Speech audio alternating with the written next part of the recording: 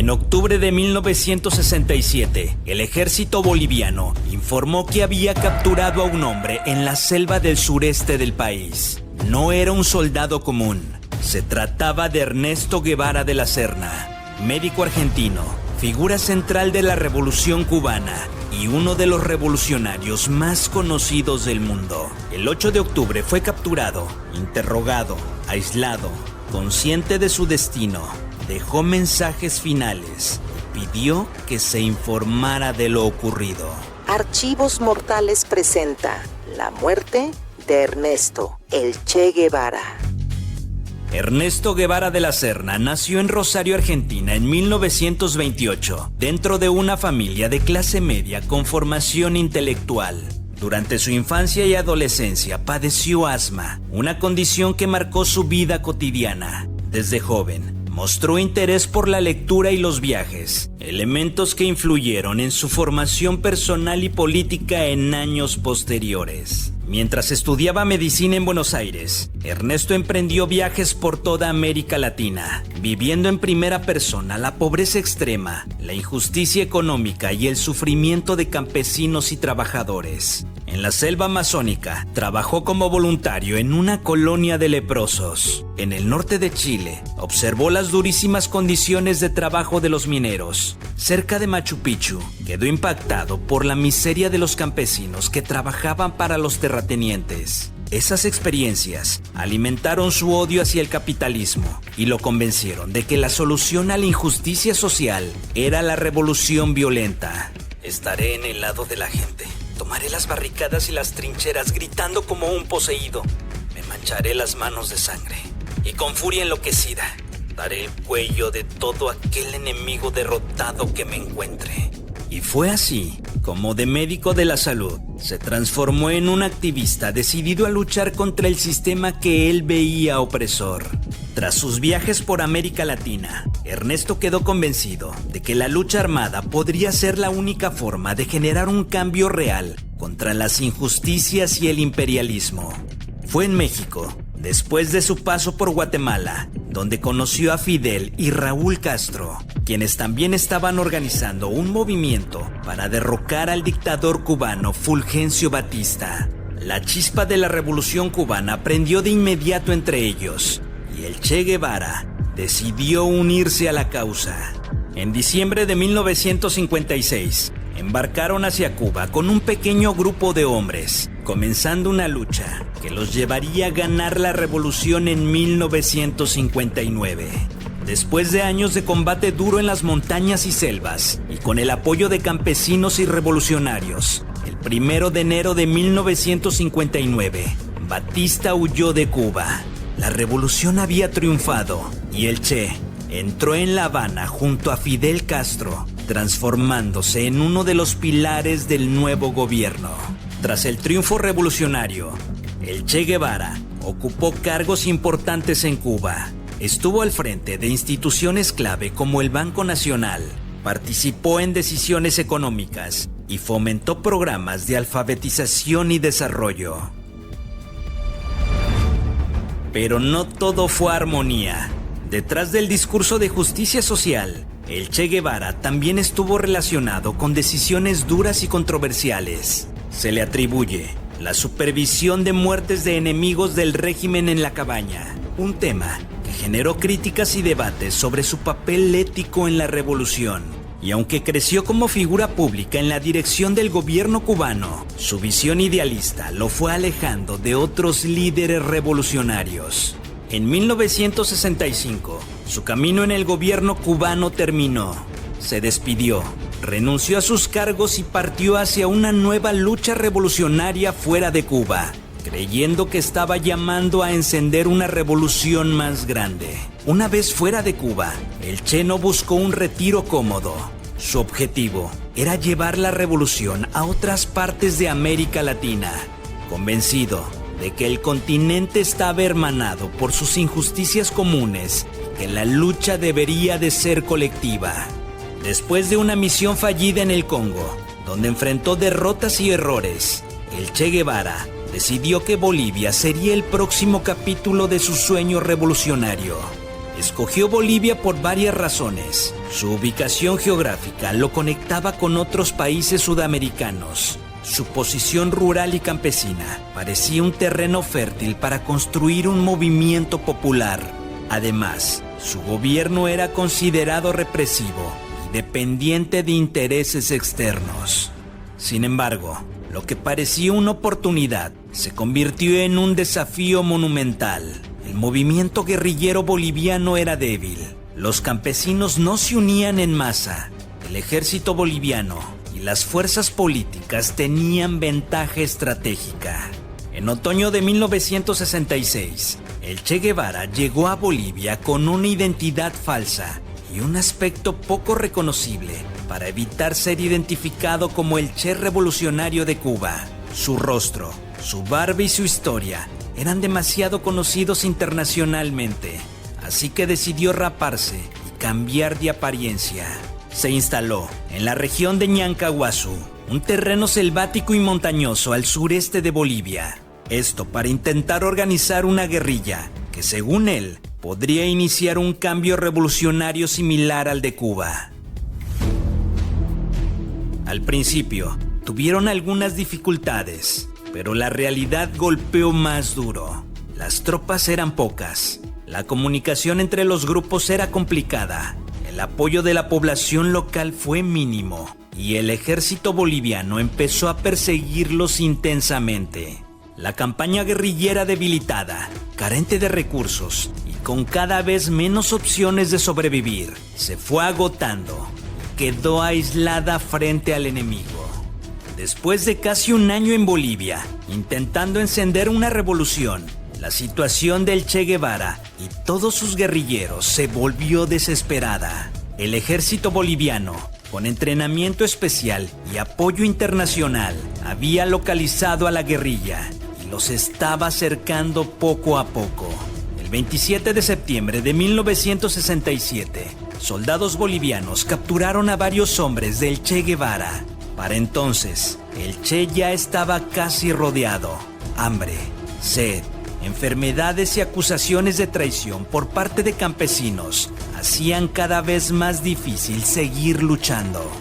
El 8 de octubre, en la mañana, la guerrilla de Guevara descansaba cerca de una zona llamada Quebrada del Churo, cuando un campesino los descubrió y alertó al ejército. Rápidamente, el ejército boliviano movilizó tropas con apoyo de morteros, ametralladoras y francotiradores para rodearlos. A las 11 de la mañana empezó un combate feroz. El Che Guevara, herido y sin muchos recursos, intentó resistir la emboscada. En el fuego cruzado, una bala le alcanzó la pantorrilla derecha, dañó su fusil y lo dejó sin opciones de seguir luchando. Un guerrillero boliviano llamado Simeón Willy intentó ayudarlo a escapar cargándolo, pero la fuerza militar era más grande. Terminaron cansados, rodeados y con armas apuntándoles. Finalmente, el Che Guevara se rindió. Eran aproximadamente las 2 de la tarde con 40 minutos y solo quedaban 17 hombres en su grupo. Muchos ya estaban muertos y la mayoría de ellos heridos. Una vez rendido, el Che fue llevado prisionero a una escuela del pequeño pueblo de La Higuera, aproximadamente a unos 7 kilómetros de donde fue capturado.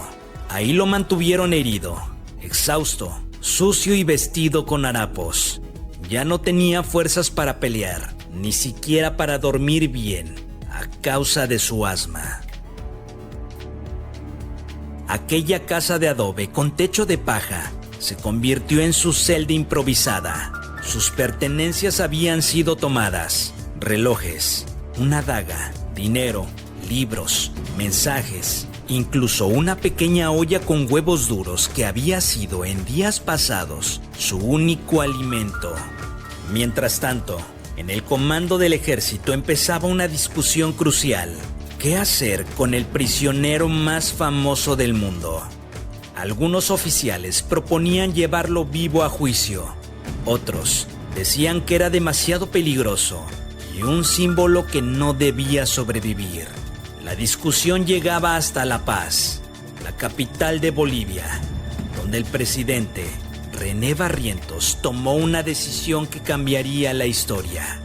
La mañana del 9 de octubre de 1967, delegados del ejército y un agente de inteligencia extranjero llegaron a Liguera para ultimar detalles sobre el destino del Che Guevara.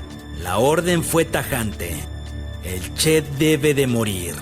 Aquel 9 de octubre de 1967, en sus últimas horas de vida y en cautiverio, el Che Guevara conversó con Félix Rodríguez, agente de la CIA que tutelaba su captura. Rodríguez le informó que había recibido órdenes del alto mando para terminar con su vida.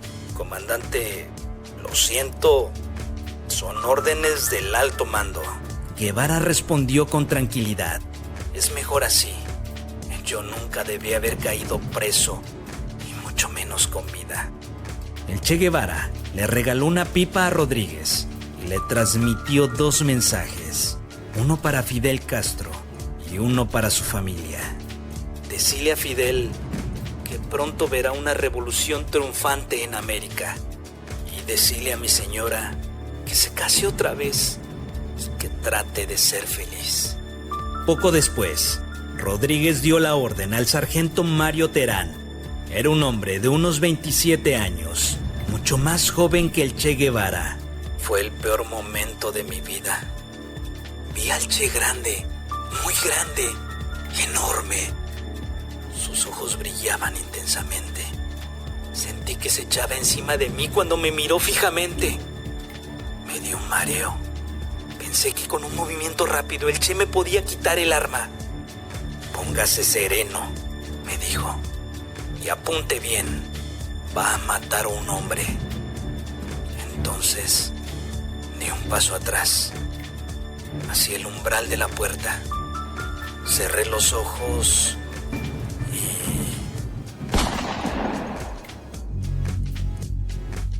Según el propio Terán, cuando entró al cuarto, el Che Guevara inmediatamente le dijo: usted ha venido a matarme. Terán contó que dudó casi 40 minutos antes de disparar, impactado por la presencia imponente del Che Guevara. La mañana del 9 de octubre de 1967, Ernesto el Che Guevara ya había muerto. Pero para el gobierno boliviano y el ejército matarlo no era suficiente. Había un problema enorme. El Che Guevara era demasiado famoso. Mucha gente en el mundo no creería su muerte sin pruebas claras. Por eso, las autoridades decidieron mostrar su cuerpo públicamente. Ese mismo día, su cuerpo fue trasladado en helicóptero desde Liguera hasta Valle Grande, una pequeña ciudad boliviana con un hospital local. Ahí ocurrió una escena que marcaría la historia. El cuerpo del Che fue colocado sobre una pila de cemento en la lavandería del hospital de Valle Grande. No fue una ceremonia ni algo solemne, fue una exhibición fría y calculada. Periodistas, médicos, militares y civiles fueron pasando uno a uno a verlo. Las autoridades querían que no quedara ninguna duda. El Che Guevara había muerto. Las fotografías tomadas ese día recorrieron el mundo. En ellas, el Che Guevara aparece con los ojos abiertos, el cuerpo sin camisa, delgado, con barba y cabello largo. Muchos notaron algo inquietante. Su expresión parecía tranquila. Sin quererlo, el Estado boliviano acababa de crear una imagen poderosa, casi mística, que ayudaría a convertirlo en leyenda. Para asegurarse completamente de su identidad, los militares tomaron una decisión extrema. Le cortaron las manos y fueron enviadas para verificar sus huellas dactilares y confirmar oficialmente que el hombre que ya no tenía vida era sin duda Ernesto Guevara de la Serna. Este hecho fue ocultado durante mucho tiempo. Para muchos, fue una prueba más de que el Estado no solo quería eliminar al guerrillero, sino borrar cualquier posibilidad de duda o símbolo. Después de la exhibición, el ejército nunca informó públicamente qué hizo con el cuerpo del Che Guevara. Durante años circularon versiones contradictorias. que había sido incinerado, que lo arrojaron a la fosa común, que lo enterraron en un lugar secreto para evitar que se convirtiera en santuario. Aunque el gobierno boliviano pensó que con su muerte acabaría el problema, ocurrió todo lo contrario. La noticia recorrió el mundo en cuestión de horas. En Cuba, Fidel Castro anunció públicamente la muerte del Che Guevara en un discurso histórico. En América Latina, Europa y otras partes del mundo, millones de personas reaccionaron. Hubo protestas, homenajes, marchas estudiantiles, artículos, canciones, murales y discursos. Para muchos jóvenes, el Che Guevara fue un revolucionario idealista, un hombre que luchó contra la injusticia, alguien que murió por lo que creía. Para otros, fue un guerrillero violento, un hombre que apoyó muertes, un símbolo peligroso. Durante décadas, el paradero del cuerpo del Che Guevara fue un misterio. El mundo sabía cómo murió, incluso dónde lo mataron, pero nadie sabía dónde estaba su cuerpo. En 1997, gracias a investigaciones periodísticas, testimonios de militares retirados y trabajos forenses, se reveló finalmente la verdad. El cuerpo del Che Guevara había sido enterrado en secreto, junto a otros guerrilleros, cerca de una pista de aterrizaje en Valle Grande, Bolivia. Una vez identificados los restos, el Che Guevara fue trasladado a Cuba, el país donde se había convertido en figura histórica. Hubo homenajes, ceremonias y discursos. Finalmente, el Che fue enterrado en Santa Clara, la ciudad donde había logrado una de sus victorias militares más importantes durante la Revolución Cubana. Ernesto el Che Guevara murió en Bolivia en 1967, lejos de su país de origen y del poder que alguna vez ejerció en Cuba. Su proyecto guerrillero había fracasado, pero su figura no desapareció con su muerte. Con el paso del tiempo, el Che Guevara se convirtió en un símbolo, en una consigna, en una mercancía. Su imagen recorrió el mundo, mientras su historia quedaba fragmentada entre la admiración y el rechazo. Para algunos, representa la coherencia de quien llevó sus ideas hasta las últimas consecuencias. Para otros, es el ejemplo de una lucha armada que solo dejó víctimas y fracasos. Más de medio siglo después, la pregunta sigue abierta. ¿Quién fue realmente el Che Guevara? ¿Un héroe? ¿Un villano? ¿Un idealista? ¿Un revolucionario? ¿O simplemente un joven convencido de que podía cambiar el mundo? Deja tu respuesta en los comentarios y descubre más historias interesantes en Archivos Mortales.